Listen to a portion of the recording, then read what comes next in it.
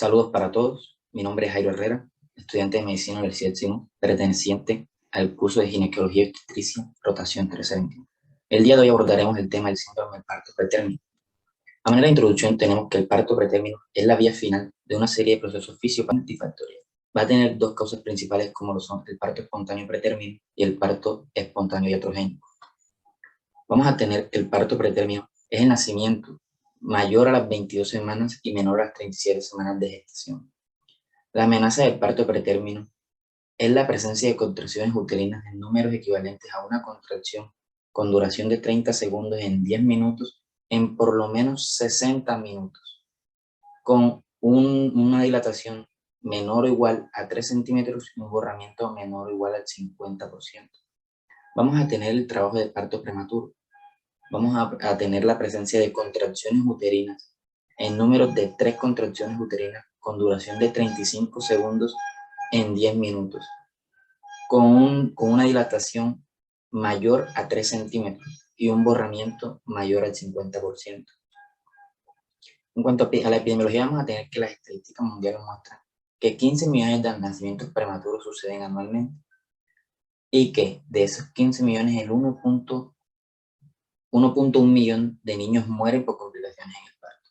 Más del 80% de estas complicaciones ocurren entre las 32 y 37 semanas. Cabe resaltar que entre más cercano sea el nacimiento a las 22 semanas, mayor será la tasa de mortalidad de este producto. Vamos a tener, de acuerdo a la edad gestacional, un pretérmino extremo, que sería de las 22 a las 28 semanas, un pretérmino severo entre la semana 28 y 31 semanas de gestación, un pretérmino moderado que va desde la 32 a la 33 semanas y un pretérmino tardío que va desde la 34 a las 36 semanas. Siguiente diapositiva.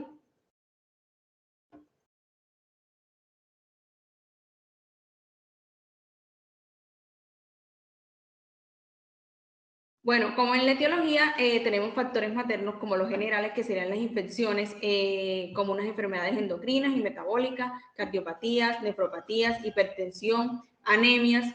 En las locales tenemos malformaciones uterinas, incompetencia cervical, tumores uterinos y paruterinos. En los accidentes maternos tenemos traumatismos, operaciones quirúrgicas, actividad sexual, agotamiento por estrés y factores psíquicos. En los hábitos tóxicos tenemos el tabaco, el alcohol y las drogas. En los factores ovulares vamos a tener los fetales, que serían un embarazo múltiple, malformaciones congénitas y presentaciones anómalas. De los anexos tenemos la ruptura previa de la membrana y el desprendimiento previo de la membrana para una insuficiencia por placenta que va a dar los polidráminos. En los factores ambientales tenemos la edad materna, las malas condiciones socioeconómicas, el trabajo que ésta tenga, el estado nutricional y la asistencia prenatal. Siguiente diapositiva. En la etiopatogenia vamos a encontrar causas espontáneas que van a incluir factores como la activación del eje hipotálamo, la hipófisis materno-fetal, la isquemia del útero placentaria, la inflación local sistémica, las más frecuentes serían la hemorragia residual, la difusión cervical, la distensión uterina, que todos estos factores influyen directamente sobre la decidua de las membranas ovulares y del feto, induciendo a la liberación de proteasas y de estas urotónicas que son más responsables al inicio de la actividad uterina antes del término de la gestación. También tenemos las causas iatrogénicas, que son aquellas donde el personal de la salud, donde en condiciones maternales obligan a la interrupción del embarazo antes del término. Que esto sería por una preeclampsia severa, desprendimiento prematuro de placenta, coléstasis intrahepáticas y ruptura previa prolongada. En cuanto a la patogénesis del parto pretérmino, vemos que cualquier patología en el embarazo que ocasione infección o inflamación se debe tratar inmediatamente para hacer la prevención de la amenaza de parto pretérmino. Una de ellas es que presenten bacteriuria asintomática, que es la más frecuente, vaginosis, que se presenta en un alto porcentaje de las pacientes que se encuentran en control prenatal, la corioamionitis, que también es otra causa principal. Cuando hablamos de hemorragia residual, vemos que este es un trastorno en donde se produce isquemia uteroplacentaria.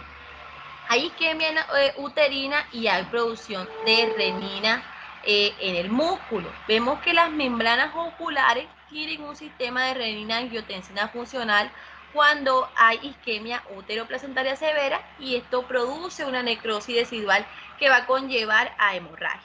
Estas hemorragias hacen que haya liberación de trombinas, que es que lo que van a actuar directamente iniciando la contracción del músculo liso uterino. Hablamos de distensión uterina patológica cuando vemos en pacientes cuando vemos pacientes con patologías como es el caso de polidramnios, embarazos múltiples, embarazos macrosómicos, que vemos que hay un inicio de la actividad uterina por aumento de receptores para la oxitocina y aumento de secreción de prostaglandinas. Ellos lo que van es que inciden directamente en la contractibilidad uterina. En cuanto a los cambios cervicales patológicos o en cuello uterino, vemos que estos se van a dar secundarios a procedimientos quirúrgicos como colonizaciones, dilataciones del cuello uterino, que van a causan daño en el mecanismo normal de cierre del cuello uterino.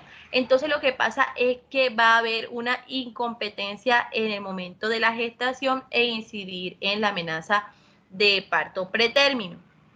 Hablando de los factores de riesgo, uno de tantos podemos decir es que bajo nivel socioeconómico, bajo de peso o desnutrición materna, que las pacientes sean menores de 17 y mayores de 34 años, aumenta la probabilidad. Vemos también pacientes que tengan ruptura prematura de membrana, embarazo múltiple, malformaciones uterinas o miomas, partos pretérminos previos, cirugía abdominal durante el embarazo, que presenten infecciones urinarias, que también sean pacientes inducidas de parto o cesárea anticipada. Esto es uno de los cuantos factores que pueden aumentar el riesgo. En cuanto a manifestaciones clínicas, las pacientes pueden presentar dolor abdominal bajo o dolor lumbar sordo, también que esté presente una presión abdominal o presión pélvica, que haya un aumento o alteración del flujo vaginal o contracciones uterinas, así como modificaciones cervicales como aborramiento o dilatación.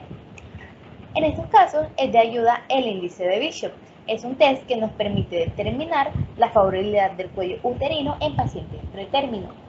Es decir, si una paciente puede o no hacerse inducción del trabajo de parto. También es usado para saber si la paciente presenta un trabajo de parto pretérmino.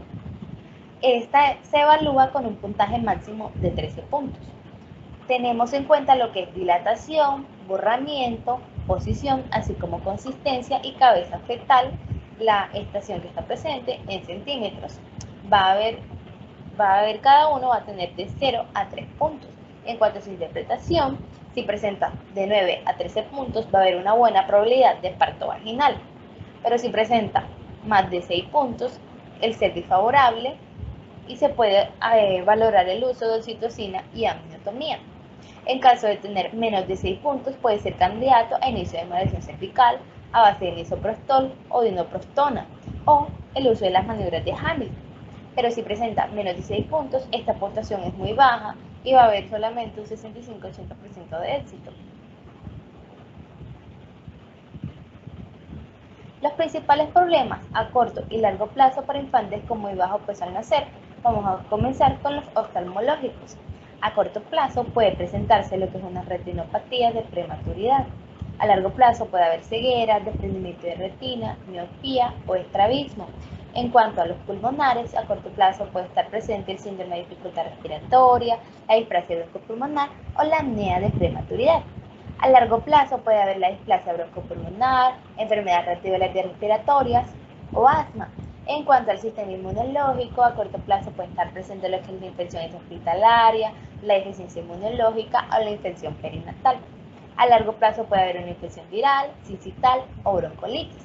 En cuanto al sistema gastrointestinal o nutricional, a corto plazo puede haber lo que es la hiperbilirubinemia, las intolerancias a la alimentación, así como enterocolitis necrotizante o fallas del crecimiento.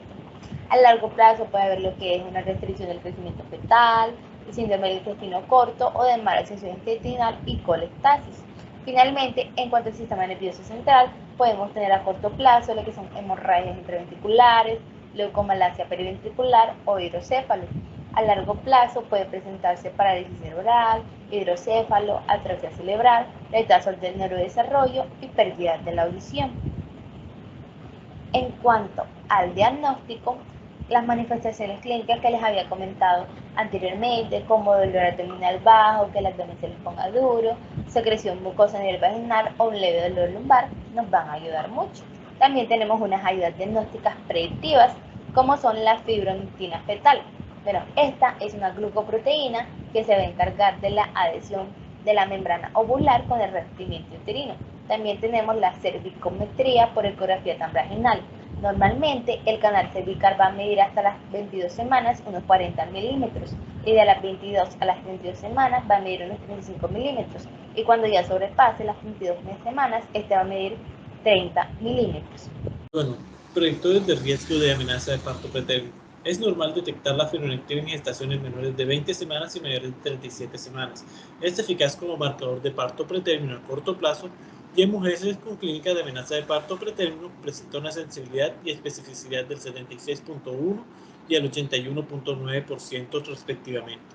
Como biomarcador, la fibronectina fetal está indicada en mujeres sintomáticas entre 24 y 34 semanas con dilatación de menor a 3 centímetros y sus membranas íntegras, mientras que está contraindicada en la ruptura prematura de membranas en pacientes con cerclaje, en la placenta previa y en pacientes que hayan tenido exploraciones o relaciones en menos de 24 horas. Las mujeres con síntomas y signos de amenaza de parto pretérmino y un test de fibronectina negativo, que es de menos de 50 miligramos sobre mililitros, tienen un riesgo de parto prematuro en las 2 semanas siguientes menor al 1%.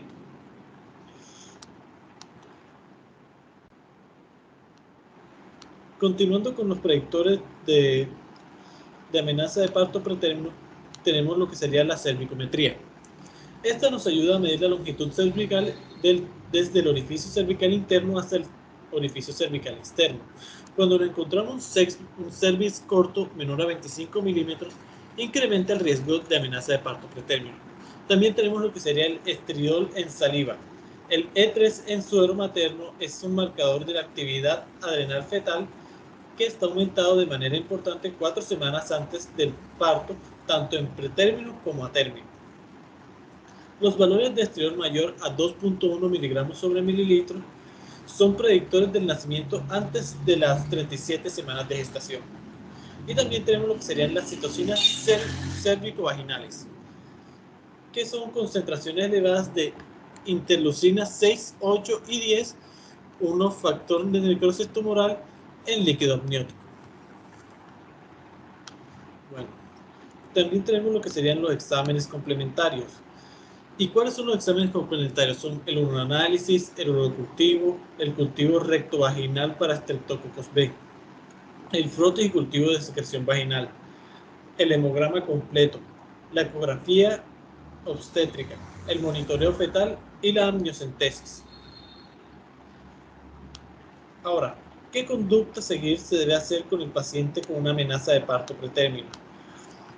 Bueno, los objetivos del tratamiento son tranquilizar a la embarazada, disminuir la actividad uterina a una condición fisiológica de acuerdo a la edad gestacional, que eso se va a realizar, como lo hablaremos más adelante, con una autocólisis, y acelerar la madurez pulmonar fetal. Entonces, a estas pacientes se le va a evaluar el riesgo de ella. Entonces, ¿y cómo se va a hacer? Bueno, se va a hacer mediante los criterios clínicos. ¿Qué tenemos como serían? El parto pretérmino anterior espontáneo antes de las 34 semanas, la pérdida gestacional tardía, que es mayor a las 17 semanas, y la gestación múltiple. También tenemos lo que sería, por ejemplo, el cervix corto, que vamos a tener en esta lo que sería el Bishop alterado y los criterios ecográficos gestacionales en gestaciones únicas, con una longitud cervical menor a 25 milímetros antes de las 28 semanas, una longitud cervical menor a 20 milímetros antes de las 28 y 31 semanas y la longitud cervical menor a 15 milímetros a las 32 semanas o más.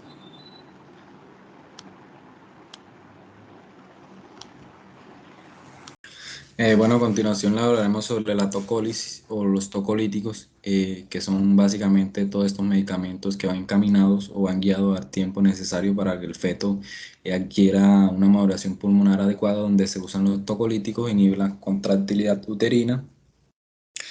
Su principal objetivo es prolongar la gestación al menos de 24 a 48 horas, permitir la maduración pulmonar fetal con corticoides. El- la elección del fármaco tocolítico debe hacerse en función de los efectos secundarios. La eficacia uteroinhibidora es parecida en todos los fármacos. El tratamiento tocolítico de mantenimiento no ha mostrado ningún beneficio. El mecanismo de acción es básicamente el mismo, son estimulantes de los receptores beta, se unen a receptores de membrana estimulando la producción de anilciclasa y aumentan la velocidad de la conversión de ATP en AMP cíclico, que inhiben la utilidad de la miosina produciendo la relajación del músculo liso. Bueno, entonces aquí tenemos algunos tocolíticos, la ritrodina, la terbetulina, el fenoterol, la nifedipin, los inhibidores de las prostaglandinas. La ritrodina la vamos a utilizar 50 a 100 unidades por minuto en infusión continua. El sulfato de magnesio como un neuroprotector, este lo vamos a utilizar como un neuroprotector para inhibir, para evitar alteraciones del sistema nervioso central.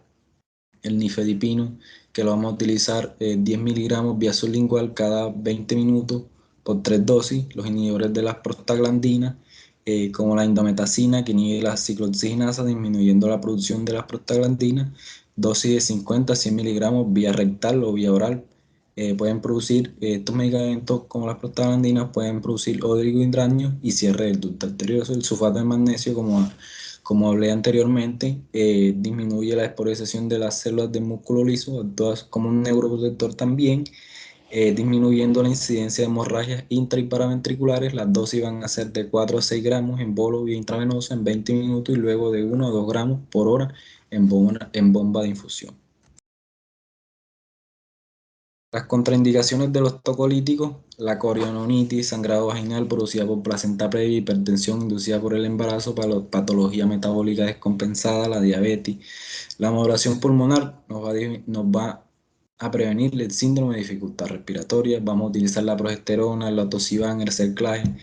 El cerclaje lo vamos a utilizar con insuficiencia del cuello uterino, cerrar con puntos de sutura del cuello uterino. Se realiza en pacientes con antecedentes de parto pretérmino espontáneo menor de 34 semanas y longitud cervical menor de 15 milímetros. La Tosiban, que no es muy utilizado en Colombia, es un antagonista de los receptores de oxitocina. Este bloquea los receptores de la oxitocina en el miometrio, inhibe las contracciones uterinas. Las contracciones uterinas en los primeros 10 minutos no es muy utilizado, como lo dije anteriormente. La antibioterapia es indicada cuando hay una confirmación de infección de las vías urinarias, vaginal o corionitis. Entre las complicaciones del nacimiento del parto pretérmino tenemos inmediatas y a largo plazo: la displasia pulmonar, que es a largo plazo, y el retraso del neurodesarrollo. Las inmediatas, dificultad del síndrome de dificultad respiratoria, la ictericia, la hipoglucemia, la hipotermia,